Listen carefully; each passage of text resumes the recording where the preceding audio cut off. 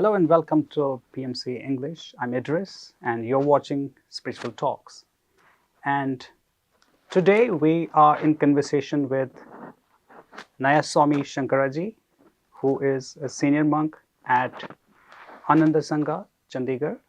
And today we'll try to explore his spiritual journey and we'll also have a very nice conversation with him.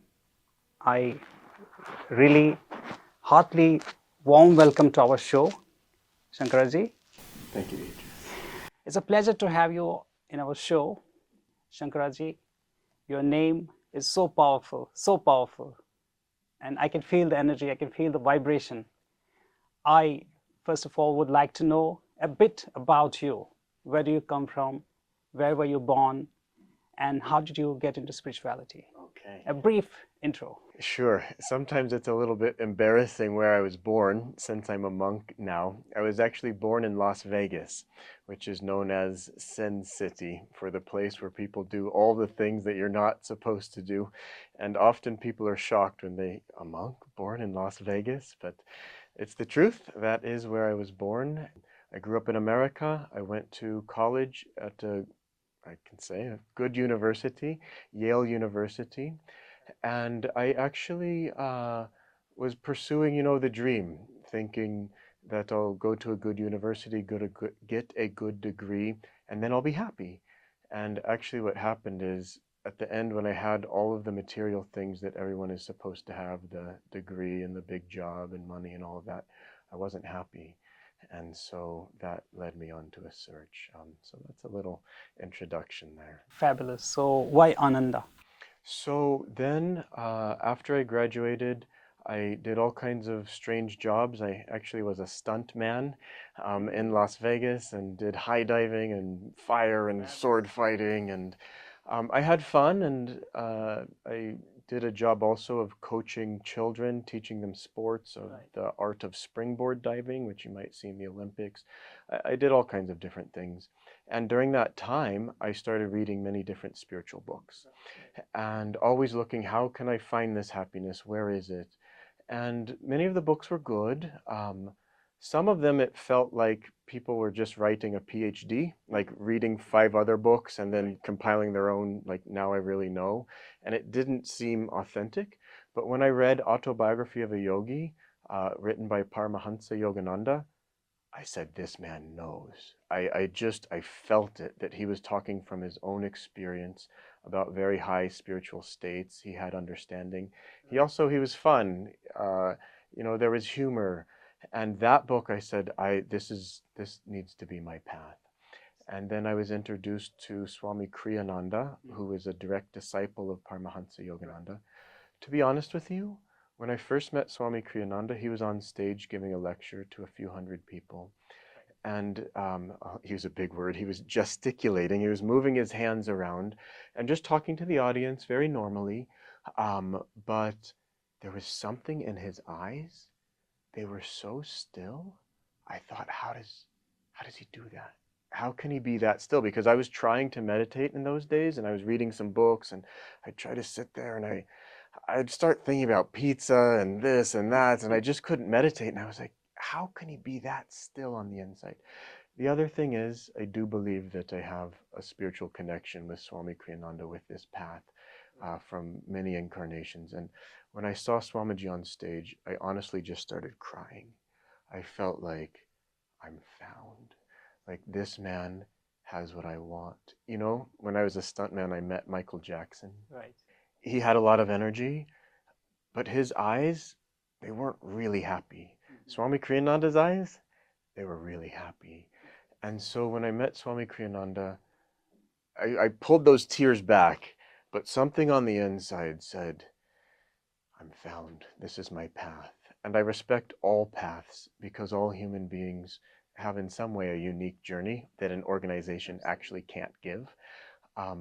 But I just found a true teacher that I constantly refer my own spiritual questions back to again and again. The conversation we're having, there's a reason for this, isn't it? The reason is your event, which is being held in Hyderabad. So could you please throw a bit more light on it? What is it all about, and why should people come and join and attend it? Sure. So this event is on November 16th. It's coming up. It is on, that's a Saturday. It's at Satya Sai Hall here in Hyderabad. And we are going to talk on the topic, how to awaken your true potential. And so, you know, I want to urge each human being, if you're here in Hyderabad, come, because you do have some untapped potential. All of us as human beings do. If you read the book Autobiography of a Yogi, you read about saints who can manifest two bodies or dematerialize their body. And when I read of these things, I thought, really? Okay, I'm not sure about that, but this book sure seems to have some authenticity. And then, but I did see the ones, wow, well, this saint, he's extraordinary in this way. And maybe if I just went a little further, each one of us can awaken. We have so much potential as human beings to do such wonderful things, and in your own individual way. So if you come, we will awaken that potential within you. We will teach meditation. We're also having a large book event. So there'll be many different books. Swami Kriyananda wrote over 140 books speaking about how to be successful, how to channel energy and make things happen. Imagine writing 140 books. And not only that, he kept all of these communities going. He's a beautiful artist. He composed 400 pieces of music. And so if people come to this event, that it's a free event, it's an introduction. You just come and you see, does this vibration, does it resonate with me? Are these people that I feel like are my friends? And that's all. But of course, people can go wherever they want, whenever they want. However, it's all working the way it's supposed to. So what are the major attractions there? Like, who are the speakers over there? Certainly. So Nayaswami Dhyanaji, who's been with Ananda for many, many years, she will be speaking. She's a powerful speaker. That, I've been talking about raising the energy in our spine, that I guarantee if you come, just the power in her words will raise the energy in your spine and you will feel recharged with life itself. And then Nayaswami Aditya, he is a doctor, a surgeon, and he has a very unique just understanding of life. He's got one of the biggest hearts of any human being I've ever met, loves absolutely everyone. You will feel God's love radiating through him if you come.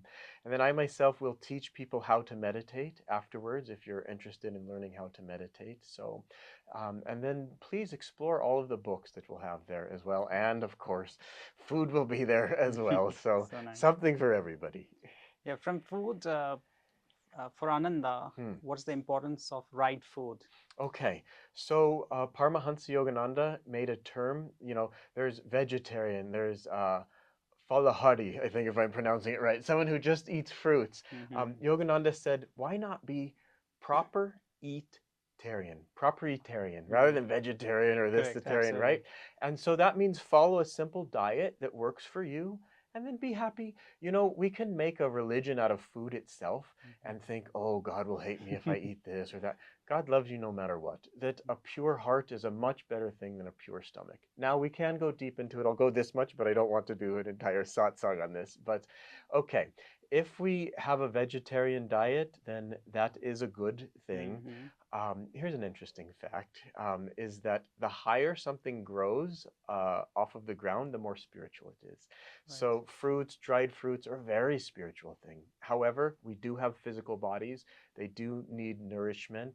And so things that even like grow under the ground, like carrots, these are healthy for us and these are good things and we should have a balanced diet. But now look, it's actually hard to get all of the protein that we need by being vegetarians. If you're conscious about it, fine. Take lots of milk products, I recommend, and be conscious of getting enough protein. And so I don't recommend eating meat, but I also accept every human being as they are where they are, and let's all just keep going in whatever direction seems right, which is towards a higher and higher consciousness and foods that help promote that higher consciousness. You talked about fruits. Do you think that fruits are the best? I do. I've actually eaten just fruits for like long periods of time, but I realized that I wasn't getting enough things like that say lettuce or green leafy vegetables have a lot of vitamin B, and that's a very important part and a hard thing to get, as well as something like curd has probiotics, which the digestive system needs. So it's actually a very difficult thing, and I don't recommend it. But to go on a fast for like 1 or 2 days or something like that, 3 days, go for it. Wonderful thing to do. And then if you meditate during that time, the body will feel very light and the mind can get very focused. And it's a nice thing to do like that, in my opinion. So you kind of you don't force food to people. They can kind of follow their diet, but they need to be a little understanding where they're kind of giving the pain or less pain, I would say. That way they have to follow it, isn't it? Yes. You know, if you've ever done yoga postures, maybe you can't touch your toes. It would be a terrible idea to just force yourself and tear some ligaments inside or something. Much better to just push a little, just a little bit of pain, just a little. And then the thing in yoga, in spirituality, meditation, go back tomorrow and do it again and try to just a little uncomfort. Okay. And so it's the same with diet also, that if we want to go in a certain direction, then it's a little uncomfortable to remove something from our diet or add something. I didn't like carrots for a long time, but then I realized that it's a nice thing, it's healthy, it has this and that. So then slowly start adding a little more. Just make it a little bit uncomfortable, but mainly comfortable, and then be aware of which direction are we going. What is recommended by Ananda in terms of food? Okay. Maybe are there any recommendation like particular things can be better, which can be balanced for in terms of spirituality and in terms of our physical health too? Sure. Paramahansa Yogananda gave an everyday diet, and I don't have it fully committed to memory, but I'll just say on that is a little bit of paneer, a little bit of milk, a little bit of curd, apples, dates, figs, raisins. He called that nature's candy. And then he goes into the citrus fruits. So he says have a little bit of grapefruit every day, a little bit of pineapple, a little bit of orange, and then also for protein, a little bit of ground almonds. And he emphasized mixing that with orange juice a little bit. It makes it much easier to digest. Of course, they say an apple a day keeps the doctor away. I forgot the lemon. And so people could search for that online and find it. But generally speaking, vegetarian. And there's a concept of veganism, isn't it? Yes. So how do you see that? That's interesting. In my own, and I'm just giving you now my perspective, okay? But I believe that having dairy is an important thing because most people aren't conscious enough. I have a friend, he puts everything he eats on a scale and then does the math. Okay, it says like an almond is 33% protein, and he's like calculating, I'm getting this much protein, I'm getting this much, vitamin B6 or whatever. Most people don't do that, but milk is a whole food. And I believe it's very important for people to get enough protein. Generally speaking, in India, people do not eat enough protein. Generally speaking, in the West, they eat too much protein. And now, I'm not a big believer of these huge, factory farms that we have. I think we need to love the cows, take care of them, make a relationship that's not just using people. We actually, in our monastery in Chandigarh, we have a little hermitage, and our first few years there, we started giving back to the soil. So we were planting things that give nitrogen to the soil, like beans and other different things. Now, most people are just thinking, how much can I take? So actually, we were feeding the soil, feeding it those beans, so that then it will have nitrogen to give more plants later on. This is a relationship of give and take. It needs to be like that with the animals. But I believe God has given us the cow to help the farms be more healthy. It's become very big in the West. Why? Because most people grew up like me eating meat, and maybe you go for too long for that, and you have too much protein, and the body starts to be not healthy. Then you swing all the way over here, you become a vegan, and probably it's difficult to get enough protein, and then you're starting to feel very good. Yeah, I think that'll last maybe for 5 years, but then the signs are going to start to come. How many people are putting their spinach on a weighing machine, as we call it here in India, scale we call it in America, and seeing how much calcium am I actually getting? And, you know, it's very important to get a certain amount of calcium for our teeth, for our bones. And dairy just does that. The human body seems to thrive best on a mixture of animal and vegetable products. But I don't believe in hurting animals, killing animals. I believe in working, you know, with Together. cows, yeah, to see how can we make a symbiotic relationship Absolutely. that's best for you and best for me. And if we give those cows love, they level up and they can become human beings next time and start their journey as a human being.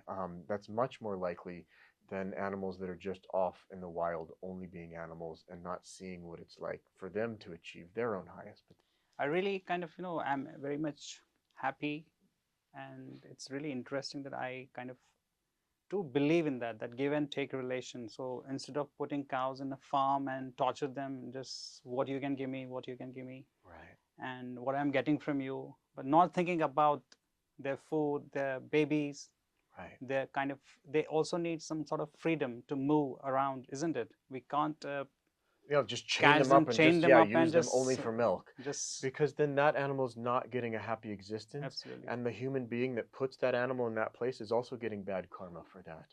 That we have to see God in everything and make loving relationships with absolutely all of life. There's a kinship with all of life, and we need to respect that. And we're not doing that enough on this planet.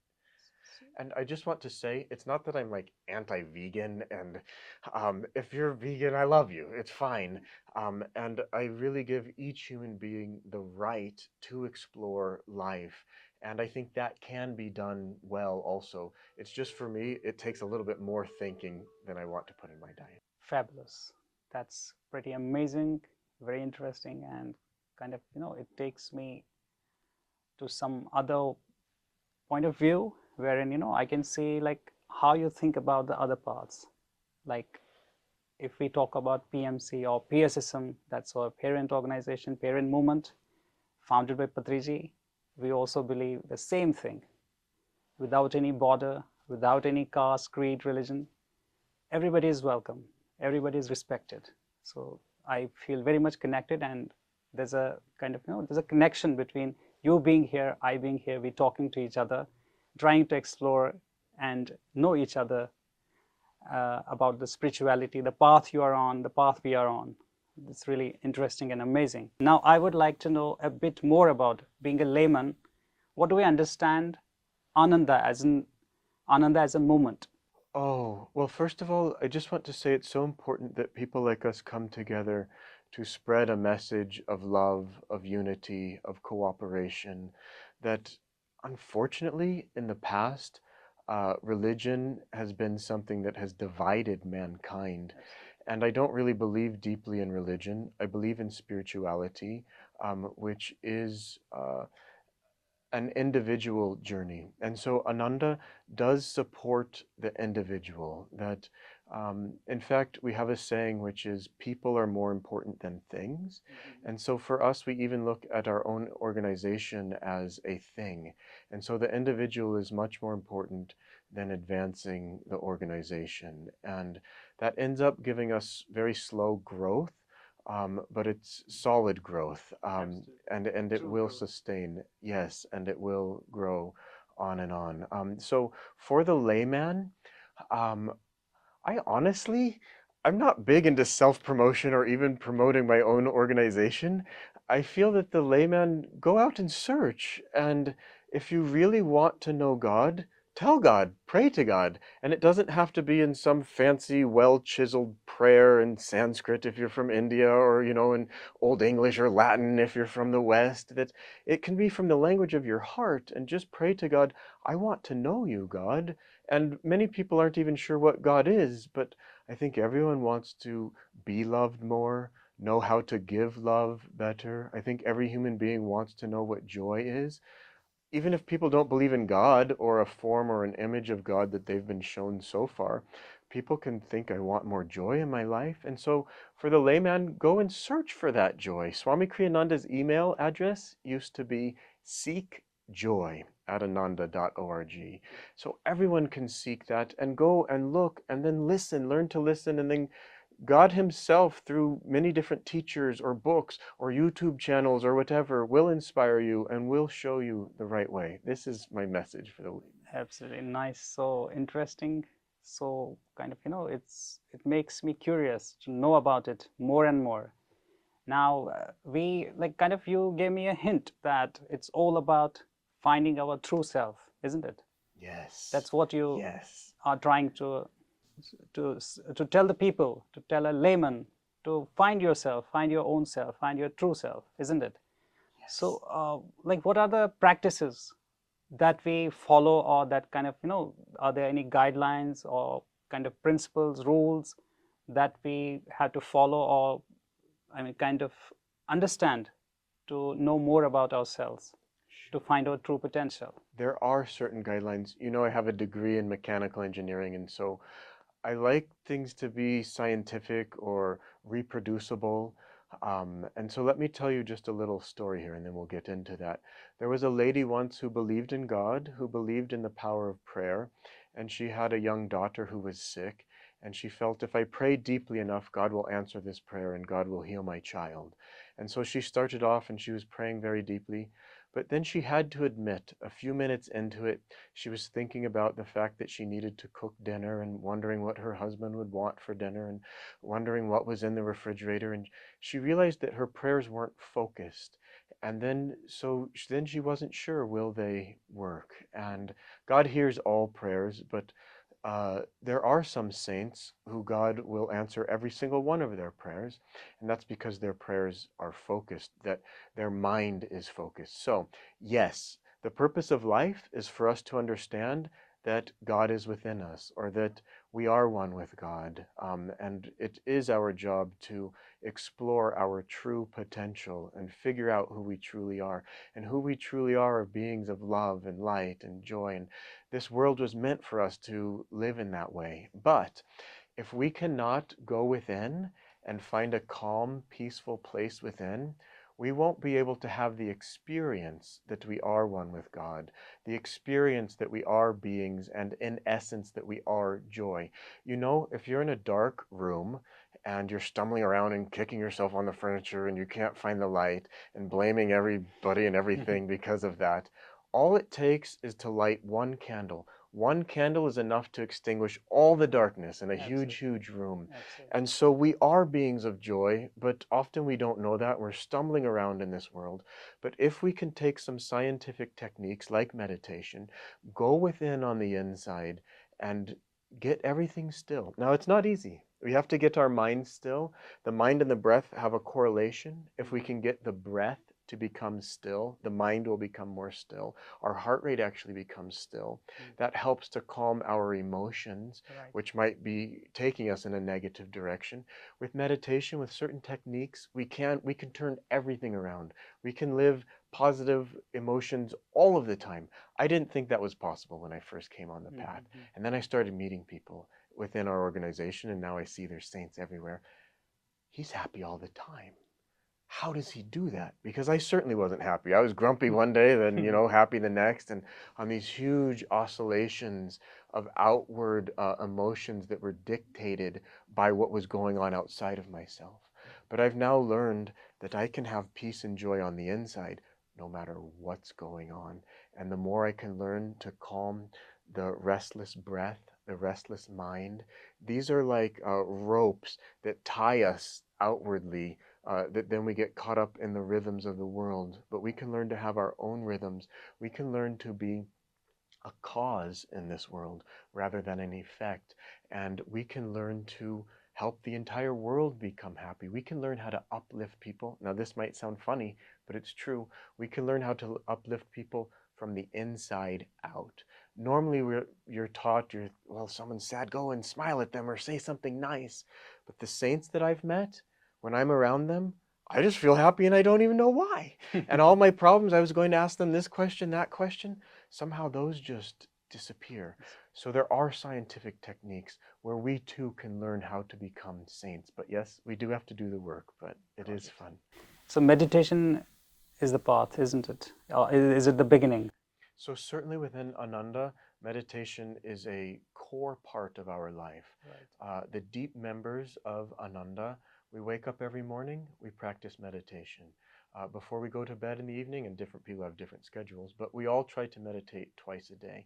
And this is like oil in a machinery that lubricates life for us, because then we each can come from our own happy center when relating to each other, rather than coming from a place of low energy. You know, we were talking a little bit in the beginning, and we're both interested in electronics. Absolutely. And you can flow electricity through a wire, and that creates a magnetic field. Correct. And there's actually, I don't want to call it a wire, but within our own spines, we can learn to flow energy and make energy flow upward. And this is universal. It doesn't matter what color your skin is, what language you speak. When energy is flowing upward, that you'll smile. And it changes all of the emotions. And when energy is flowing downward, we frown and we feel heavy. And so we can learn to change our level of energy within our own spine and relate to each other on higher levels. Absolutely. And with meditation, both morning and evening, and especially when both people are meditating, then we have communities all over the world. And this isn't just theory for us, that we live it. And then when you live in a community, you actually know who's meditating more, who's meditating less, who's living the teachings, or who's just kind of doing their own thing. And so when I first came and met people who were happy all of the time, I started studying them. What are they doing? Oh, well, they're meditating twice a day. Oh, we have other techniques called the energization exercises. They're energizing and raising their level of energy like that. Well, in the beginning, do I have to do all of this? Can't I, you know, I'm kind of intellectual also. Can't I just read some books and, you know, really understand, and then I'll just like magically be enlightened and be there? But I've come to see it takes work to really be honest with ourselves, to really analyze our emotional state at any given time, and then have the tools to be able to change that. But again, that work, it is worth it. And there are people who are living this and making it real. And that's what I like, when spirituality, when it's real, when it's not just theoretical. Now, if we talk about the meditation, as you said, it's the oil for the practice, oil for the Ananda foundation, isn't it? Yes. Now, what kind of meditation do you follow? Okay. Is it Ana-Pana-Sati or is it anything else? Okay. So we have a technique that it takes about 1 year for people to get initiated into. When I first read that and heard that, I was not happy. I said, I'm a smart guy. Come on, just teach me. I can get things done. No. And I was actually very happy, because then I was taught techniques like our energization exercises. We have another technique called the Hong Saw meditation technique, which people can look these two things up online and kind of teach themselves. But it is nice to have a guide who really knows what they're doing. And then there's a few other techniques, and these techniques build one up to Kriya Yoga. And so our core members, they all practice Kriya Yoga. And what Kriya Yoga does is it brings the energy consciously up our spine and at the spiritual eye, and brings it back down the spine. And it actually cleans all of the vrittis, desires that we may have that are lingering on the inside. And you know what's so fascinating? Sometimes we have desires, we don't even know we have them. Absolutely. But if we're in the right environment, then that sprouts like a little seed. And then we're suddenly doing something, either for the good or bad, but that we didn't even know was in there. Kriya Yoga cleans all of these. It allows more energy to flow. Ultimately, it teaches us how to bring our energy up and concentrate it and hold it at the spiritual eye. And if we can hold our energy here, we can make rapid spiritual development as we learn to hold our energy here throughout the day. So Kriya Yoga is our main thing. Yes. Correct. So for a layman, what's Kriya Yoga? Okay, I highly recommend reading the book Autobiography of a Yogi. You can read it for free online, just search. And there's a chapter in there called Kriya Yoga. But there is a connection between the breath and the mind.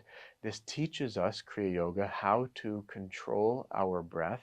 It also takes us on a physical level. So Kriya starts by working with our physical breath. We add certain sounds with Kriya in order to withdraw our energy deeper and deeper. And then ultimately we learn that the breath itself is caused by certain flows of energy in the spine. And Kriya teaches us how to control those energies And then ultimately, and again, this might sound strange, but there are great yogis who can go completely breathless. And so they're able to turn off their heart and stop it from beating. The lungs then no longer need to breathe. And then the energy can become very interiorized. All of the cells at that point are fed by cosmic energy. Right. And then the energy can really be at the spiritual eye and dive deep into higher worlds. That this physical world is not the only world. There's an astral world Absolutely. and a causal world, and beyond all of that, that is not vibrating at all. And so Kriya Yoga teaches us by degrees of advancement, starting with where we are, with the physical body, the physical breath, to go within and learn to control our energy more and more.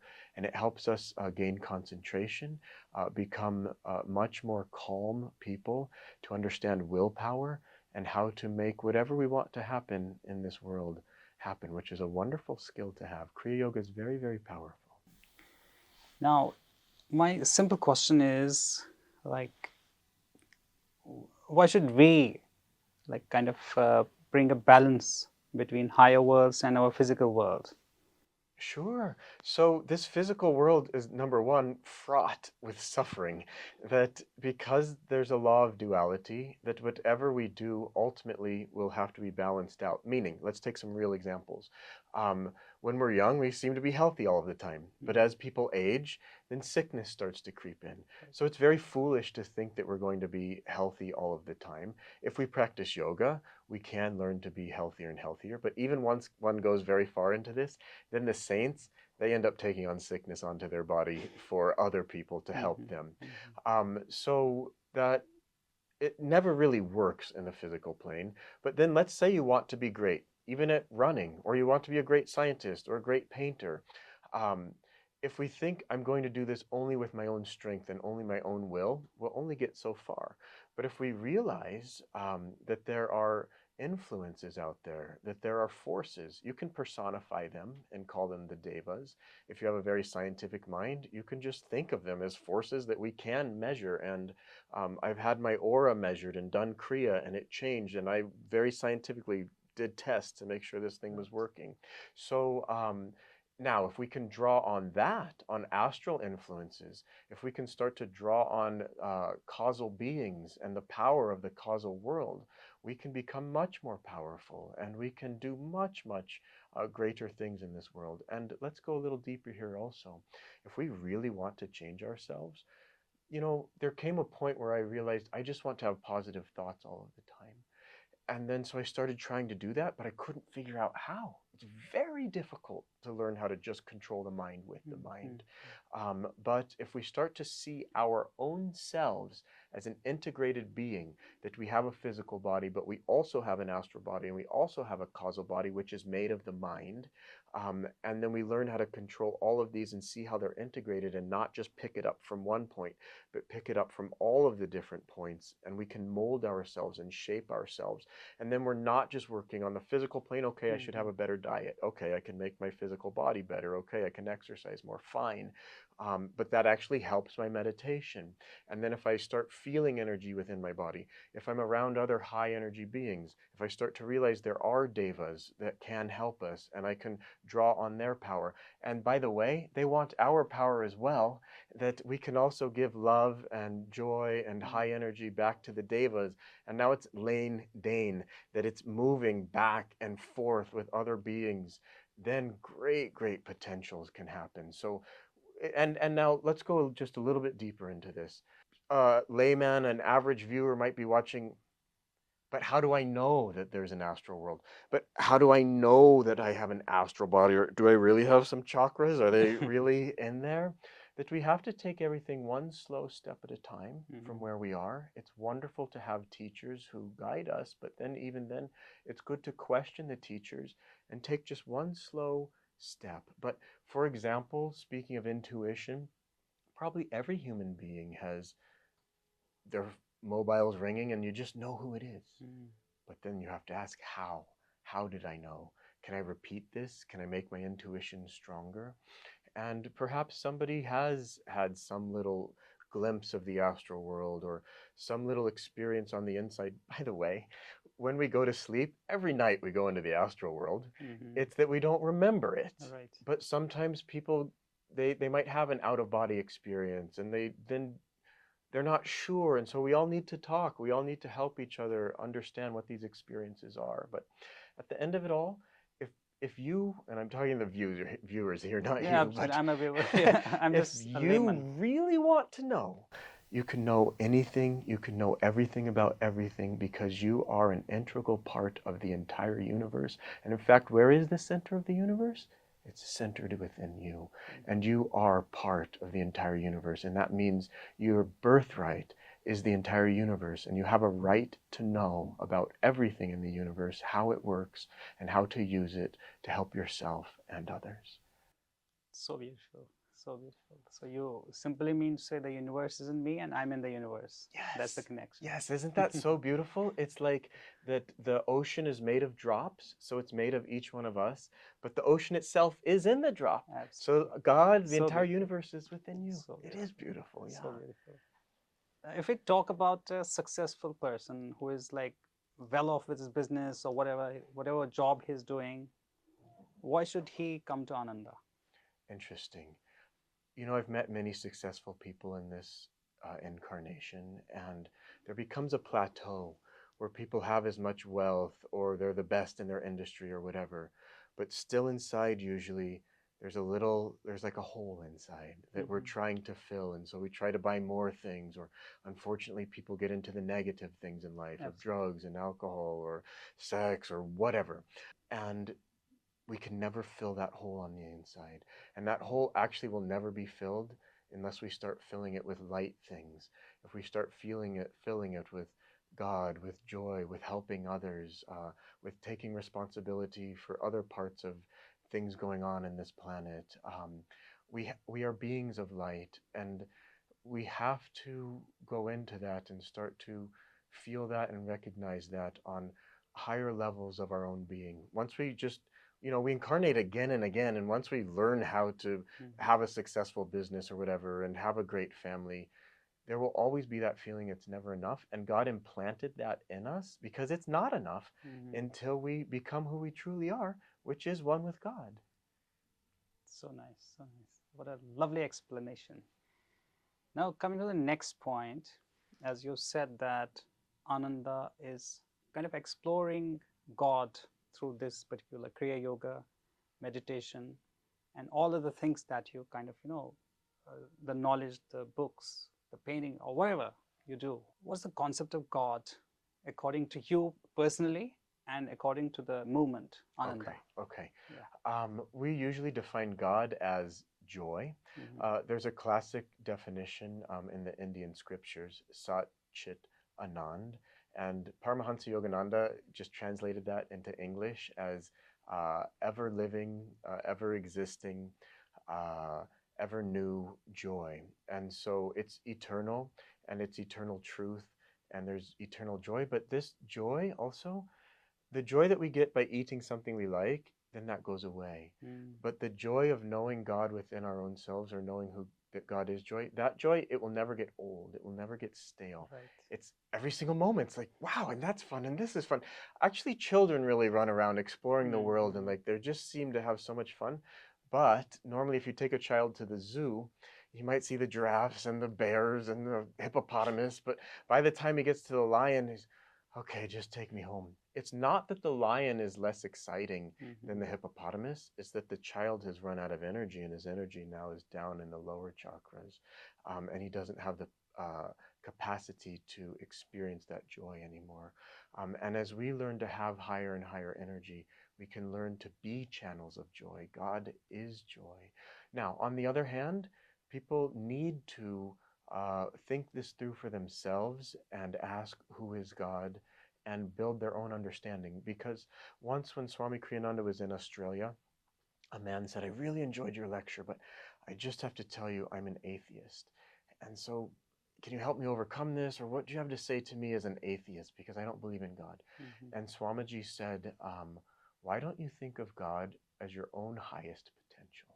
And it's a beautiful answer, because maybe we can't see all the way out and, into whatever, being one with God, and that we are one with every speck in all of creation. But maybe we can think, I would be a little bit better of a person if I just meditated every day, or if I helped others rather than spending so much money on myself, or whatever the case. And each person, we can think, what's my next step? And think of that as God. It's beautiful, because then you don't have to get into all of these intellectual concepts. And Ananda Ma said, God is and he isn't, neither is he nor isn't he. And when the intellect hits that one, it goes, whoa, what? And she did that on purpose to confuse us, to try to go into our feeling aspect. And so let's just feel, okay, God is something good. Okay, God is love. None of the saints say God is hatred, no matter what tradition they come from. And then let's just take what's my next step. Okay, God's that too. And I think a lot of people kill their own spiritual momentum by either looking too far, and they see someone who can sit there without moving for 5 hours. I could never do that. And then so they just stop. Or they think, okay, God is, this being that loves everybody no matter what. And they think, but I can't stand my uncle. And they think, okay, well, maybe, how could I be one with God? I just won't even try. But it's okay to have defects. Look, who put those defects in us anyways? God himself. Why? So that we can work them out and learn and grow. And, I've been told that if a bone breaks and then you put a cast on it and it heals, where it heals, where the bone fuses together, it's actually stronger there than the rest of the bone. And so the same way, when we overcome difficulties in ourselves and really overcome it, then we actually are stronger. Now that a few moments back, we spoke about religions. As you well said, and I too kind of agree with your point that religions really divide this world. Whatever things are going around us, a lot of killing, wars, people kill each other, a lot of confusion in the world on the basis of religion. That's I think the first reason for this world to be in this bad state, isn't it? It is, actually. If you honestly go in, I totally agree with you. Yeah, yes. Absolutely. Even I do believe that. What's the importance of spirituality in today's world? Okay, so religion usually says, my way is right and your way is wrong. And then, unfortunately, it goes even further, that if you don't follow my way, then I'm going to marginalize you or tell you you're a bad person. Or I grew up in the West where I was told I'm going to go to hell forever if I don't follow a particular way. And normally the people who were shouting and screaming this at me, I don't want to be like you, and I don't want to go, and I just didn't want anything to do with any of that. And then I was told that a great soul once said that, how can a finite cause have an infinite effect? He said, it's impossible to burn in hell forever. Impossible. I said, oh, thank you, because I've been told that my whole life. So if we look at religion in that way, then let's look at spirituality in a way that is inclusive, in a way that's embracing, in a way that says you and I were actually one. All of these differences are Maya, they're delusion. Let's take steps to figure out, how can we overcome differences? How can I think that you have part of the puzzle, I have part of the puzzle, and let's help each other, rather than having a limited, narrow thinking that only my way is right. That just doesn't work. And the world, it's really at a point right now, it really needs to pick these things up and think about them deeply, because otherwise things can go in a really bad direction. And look, I leave that up to God. I can just do my part and try to help people understand. But in essence, we are all one, and religion shouldn't divide us. I want to say, this is an important point on this, actually, is it is a good thing to be loyal to a path and take that and have a person and go deeply into his or her teachings. But we cannot think, now that means my way is right and this way is wrong. That is just incorrect. And here's the deep point, that it is fine for us to analyze other people and to say, okay, I think that way's working and this way's not working.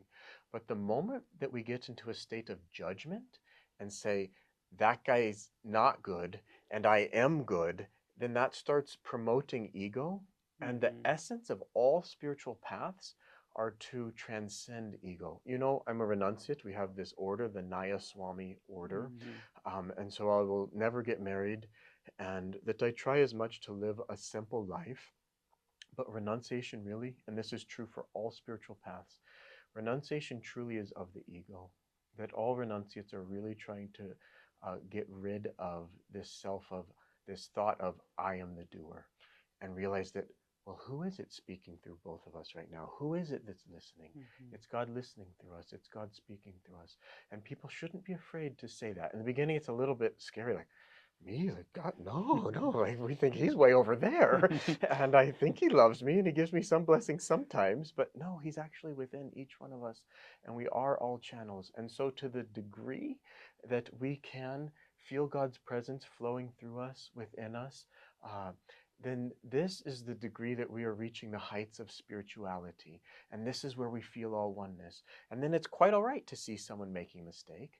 But then in that way we feel, I too am in him. I'm just a little bit more aware because I already made that mistake in a past lifetime. Right. But I'm not saying I'm so good and he's so bad. My religion's so right and his religion is so wrong. See, he's doing this thing. True spirituality emphasizes we are all one. And if my brother is making a mistake, and if he wants my help to educate, of course I'll give the education. And I believe every human being can educate me as well. Absolutely. That's how our conversation began off camera. Yeah. Isn't it? Yeah. So nice, so interesting. And as you said that, like, the religion kind of, there's a bit of ego in that. Yes. However, in spirituality, the ego doesn't exist. Right. It shouldn't exist. Correct. Isn't it? Yes. When it comes to Ananda, the movement, the international movement, I would say, it's pretty popular worldwide, isn't it? You conduct a lot of events, isn't it? You conduct a lot of, knowledge sessions, online, offline. You travel a lot. So how many countries have you traveled so far? Never counted, but let's just say many, so we're not sitting here counting. And I love traveling because, as we were saying, each person has something to teach us. All the cultures of the world, if we all come together, different cultures are good at different things. And if we can learn from one another, wow, what a beautiful world. And I'm not going to say it could be, it will be. That the world will progress on and on. God is in charge of it, even though things might look a little bleak right now. Things will always happen for the good and for the better, and we will all come together.